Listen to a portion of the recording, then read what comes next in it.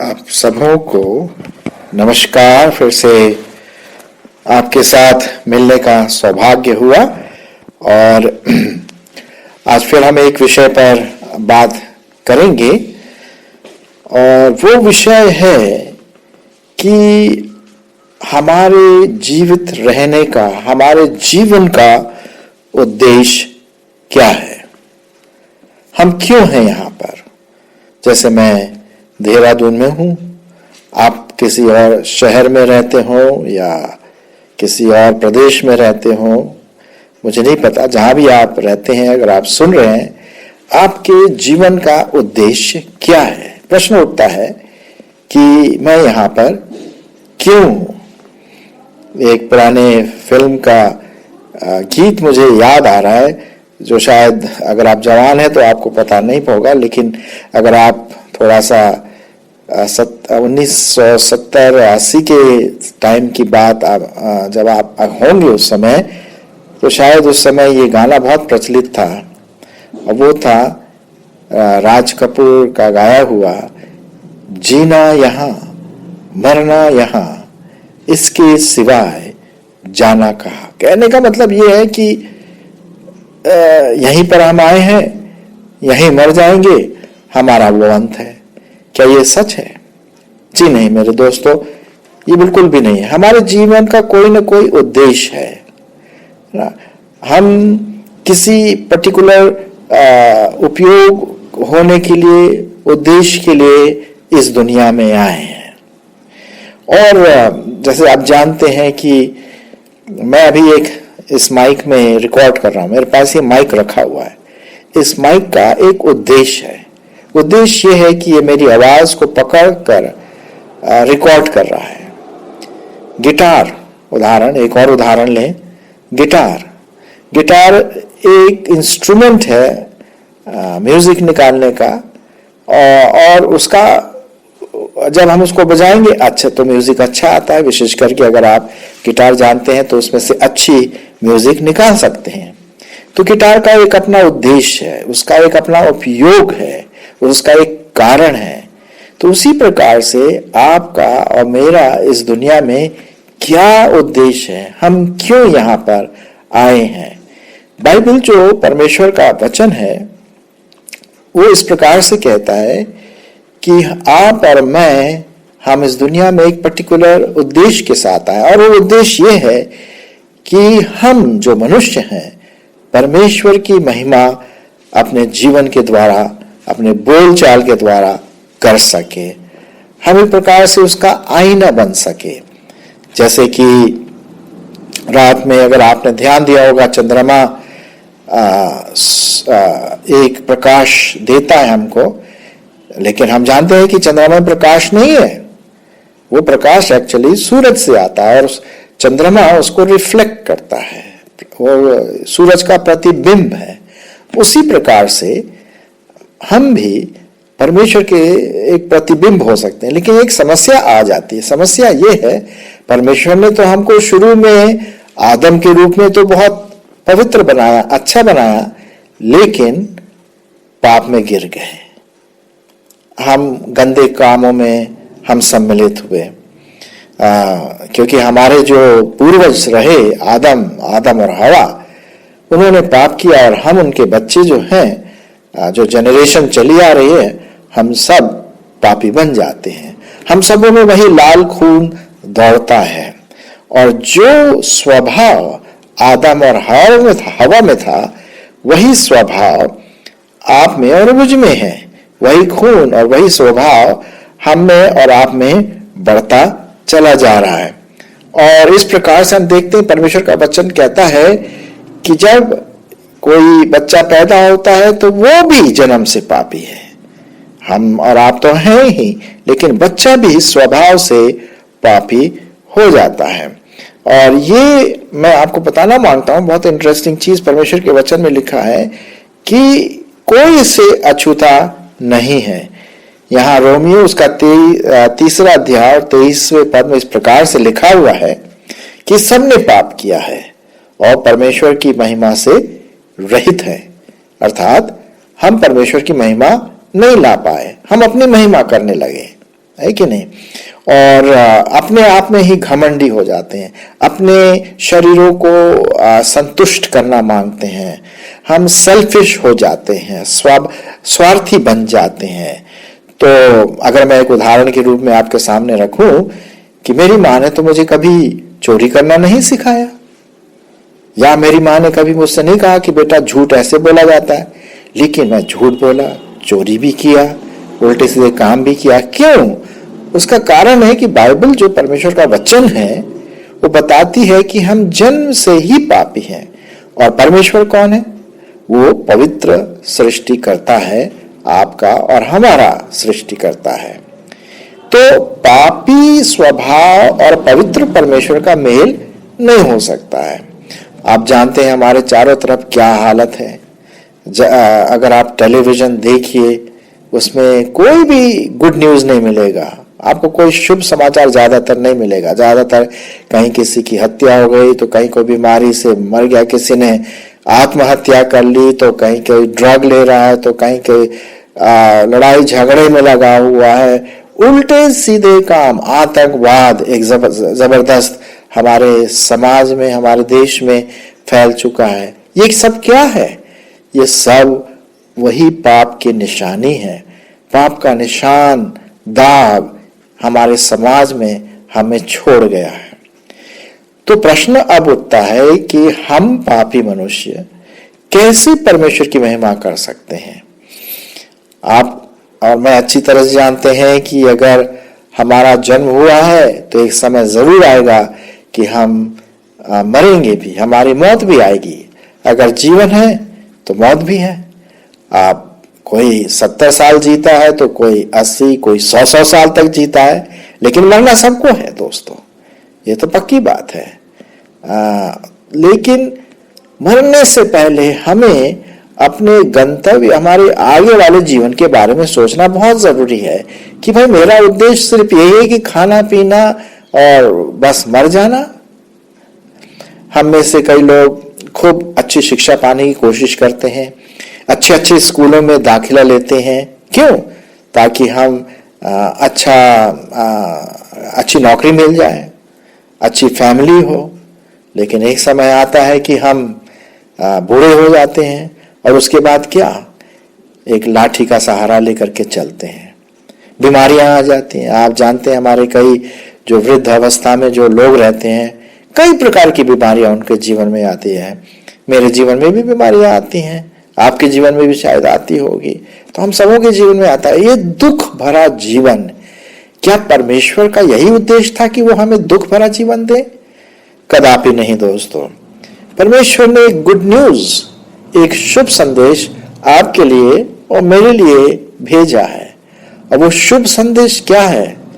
वो शुभ संदेश ये है कि प्रभु यीशु मसीह जो परमेश्वर का पुत्र था और है, वो 2000 वर्ष पूर्व पहले इस पृथ्वी पर आया, जिसे हम क्रिसमस के रूप में मनाते हैं। शायद आपने जरूर क्रिसमस की जो सेलिब्रेशन है देखा होगा, स्कूल्स में, कॉलेजेस में या चर्चेस में, और विशेष करके 25 दिसंबर के आसपास ये त्योहार आता है क्रिश्चियंस का, मसीही लोगों का। तो विश्वासी, हम लोग ऐसा विश्वास करते हैं बाइबल के अनुसार कि यीशु मसीह आपके लिए और मेरे लिए, जो खुद परमेश्वर था और है, मनुष्य बन गया। अब मैं आपको एक उदाहरण दे दूं ताकि आप इसको थोड़ा और समझ सके। हमने चींटियां जरूर देखी होंगी, और अगर आप ध्यान से देखिए तो चींटियां बड़े ध्यान से कतार में बनाते हुए चलती हैं, और एक एक चींटी एक एक के पीछे चलती चली जाती है। अगर पहली चींटी बाएं मुड़ती है तो बाकी सब बाएं मुड़ती हैं, और आगे दाएं मुड़ेंगे तो सब दाएं मुड़ेंगी। इस प्रकार से वो चलती रहती, चाहे आप रात दिन देखते रहे, वो चलती रहती है। और अगर समझ लीजिए सामने अगर थोड़ा सा पानी डाल दें हम, तो चींटियां एकदम से रुक जाएंगी। अगर हम चींटियों के रास्ते में पानी डाल दें तो चींटियां रुक जाएंगी, बोलेंगी अरे ये क्या हो गया। उनके लिए शायद एक समुद्र है या बड़ी नदी है, अब उसको पार कैसे करें। अब मैं चींटियों से तो जोर से तो बोल नहीं सकता कि चींटियों उधर से मत जाओ, उधर से जाओ। उनको समझाने के लिए मुझे चींटी बनना पड़ेगा, तब मैं उनको चींटियों की भाषा से बता सकूंगा कि यहां देखो पानी है, तुम डूब जाओगे, दाहिने से जाओ या बाएं से जाओ, इधर से सुरक्षित है। ठीक उसी प्रकार से परमेश्वर का पुत्र प्रभु यीशु मसीह इस दुनिया में आया इस बात को बताने के लिए कि मैं ही मार्ग हूं, मेरे पीछे चलो।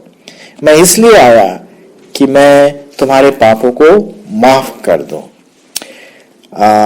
यीशु मसीह के आने का उद्देश्य सिर्फ ये नहीं था कि क्रिसमस सेलिब्रेट करे और खुशियां मनाए, वो ठीक है अपनी जगह पर, लेकिन उससे भी गहरा एक और उद्देश्य था कि वो आपके उस पापों के लिए जिसके बारे में मैंने कहा था, मेरे उस पापों के लिए क्रूस पर चढ़ाया जाए। क्योंकि लिखा हुआ है रोमियोस के 6वें अध्याय और 23वें पद में, पाप की मजदूरी तो मौत है, पाप की मजदूरी तो मौत है। कहने का मतलब सब पापों का परिणाम यह है कि हमें मौत मौत और मौत सहना है। लेकिन परमेश्वर का प्रेम इसमें देखिए कि वो नहीं चाहता कि मनुष्य मौत को सहे, दुख को सहे।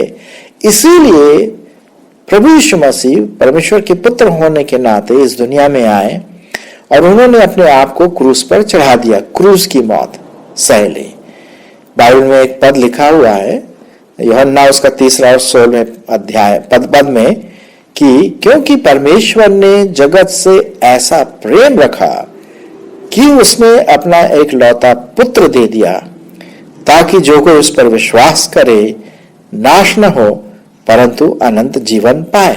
अर्थात यीशु मसीह ने अपनी जान, परमेश्वर के प्रेम के कारण अपनी जान दे दी क्रूस पर। अगर आप गुड फ्राइडे के दिन कभी जो अप्रैल में आता है, अप्रैल या मार्च में गुड फ्राइडे हम कहते हैं उसको, उस दिन हम विश्वास करते हैं कि बाइबल के अनुसार यीशु मसीह हमारे पापों के लिए क्रूस पर चढ़ाया गया। उसने क्रूस की मौत सह ली। क्रूस की मौत बहुत दर्दनाक मौत होती है। हाथों में कीले ठोके गए, पांव में कीले ठोके गए, उनके छाती में भाला भेदा गया, उनके मुंह पर थूका गया, उनके सिर पर कांटों का ताज पहनाया गया। ये दुख वाला, दर्द वाला मौत प्रभु यीशु मसीह ने क्यों सही? वो इसलिए सही कि वो आपसे प्यार करता है, वो मुझसे प्यार करता है, हम सबों से प्यार करता है। और उस मौत को सह करके ये बताना मांगते हैं कि जो मौत आपको सहनी थी, मुझे सहनी थी, वो प्रभु यीशु मसीह ने अपने ऊपर ले ली। कितनी अच्छी बात है दोस्तों। एक जगह पे लिखा हुआ है कि एक अच्छा दोस्त अपने दोस्त के लिए प्राण भी दे सकता है। प्रभु यीशु मसीह हमारा एक अच्छा दोस्त है और उसने 2000 वर्ष पूर्व अपने आप को हमारे लिए दे दिया। वो मारा गया और यही नहीं, मरने के बाद वो तीसरे दिन मुर्दों में से जी उठा और वो आज जीवित है, आज वो स्वर्ग में है। अब प्रश्न ये उठता है, ठीक है भाई, यीशु मसीह मेरे लिए मरा, आप सोचते होंगे, तो इससे मेरा क्या होगा? वही मैं आपको बताना मांगता हूं। जब यीशु मसीह इस दुनिया में थे 2000 वर्ष पूर्व, तो उन्होंने एक बात कही थी। अब कई बात कही, लेकिन उनमें से एक बहुत इंपॉर्टेंट, महत्वपूर्ण बात कही कि मार्ग, सत्य और जीवन मैं ही हूं, बिना मेरे द्वारा कोई पिता के पास नहीं पहुंच सकता। देखिए, जाने के लिए तो कई मार्ग मिलेंगे, लेकिन एक ही मार्ग है जो सत्य का मार्ग है, जो सच्चे परमेश्वर तक पहुंच सकता है, और वो मार्ग है प्रभु यीशु मसीह।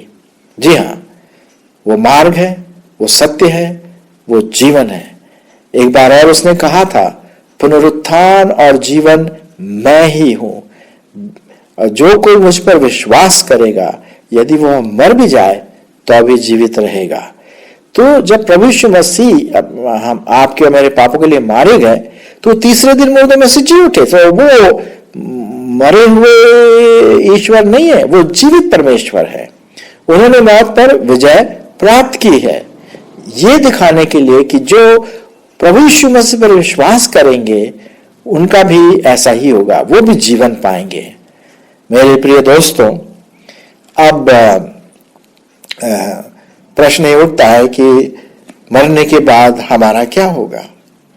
भाई बाइबल के अनुसार तो लिखा हुआ है, इब्रानियों की पत्री उसमें लिखा हुआ है कि एक बार जीवन और उसके बाद मौत और न्याय। उस न्याय के दिन अगर हम परमेश्वर के सामने जब खड़े होंगे तो यही बात पूछी जाएगी, क्या तुमने यीशु मसीह को ग्रहण किया? क्या तुम्हारे पाप क्षमा हुए? तो दोस्तों, तो उस समय को आने से पहले ही हम अपने आप को प्रभु के चरणों में आए, हम प्रभु से प्रार्थना करें, विश्वास करें कि हाँ प्रभु, तू मेरे पापों के लिए मारा गया, मेरे पापों के लिए तूने दुख सहा, मेरे पापों के कारण तेरा खून बहाया गया। मैं विश्वास करता हूं या मैं विश्वास करती हूं। और जब हम सच्चे हृदय से विश्वास करते हैं, जो बात मैंने कही कि हम प्रार्थना करें कि वो हमारे जीवन में आए, उसको उद्धारकर्ता या प्रभु करके ग्रहण करें, और ये विश्वास करें कि वो मुर्दों में से जिलाया गया, तो वो हमारे पाप क्षमा कर सकते हैं और करते हैं। ये उनका प्रॉमिस है, ये उनकी प्रतिज्ञा है। लिखा हुआ है, जितनों ने उसे ग्रहण किया, जितनों ने। उसमें आप भी हो सकते हैं, मैं भी हो सकता हूं कि मैंने कई साल पहले अपना जीवन प्रभु यीशु मसीह को दे दिया। एक समय था जब मैं 10वीं या 11वीं में था, तो मैंने अपना जीवन प्रभु यीशु मसीह को दिया।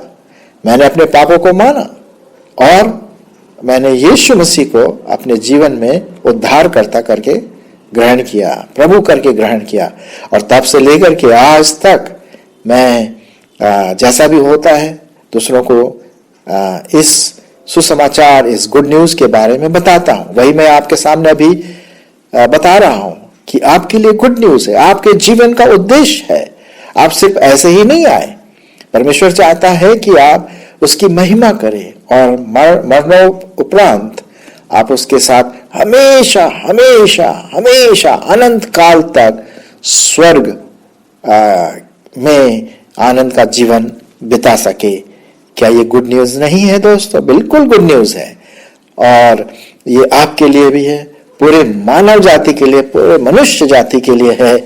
सिर्फ हमको अब हमें कुछ कहीं पर सैक्रिफाइस नहीं करना है, बलिदान नहीं करना, यहां वहां नहीं जाना है। सिर्फ अपने सच्चे हृदय से उसको उद्धार करता प्रभु परमेश्वर करके ग्रहण करें, तो वो हमारे जीवन में एक नई क्रांति, एक नया जीवन हमारे जीवन में ला सकता है। और तब हम परमेश्वर के बेटे और बेटियां कहलाएंगे। अब प्रश्न ये उठता है, क्या आपने इस प्रभु यीशु मसीह को जाना है? आपके जीवन का उद्देश्य क्या है? हमने आपको थोड़े से मिनटों में, थोड़े से समय में ये बताने की कोशिश की कि आपके जीने का उद्देश्य है कि आप परमेश्वर के बेटे और बेटियां बने, और न सिर्फ इस जीवन में लेकिन आने वाले जीवन में भी अनंत जीवन के सहभागी हो सके। परमेश्वर इसमें आपकी अगुवाई करे। धन्यवाद।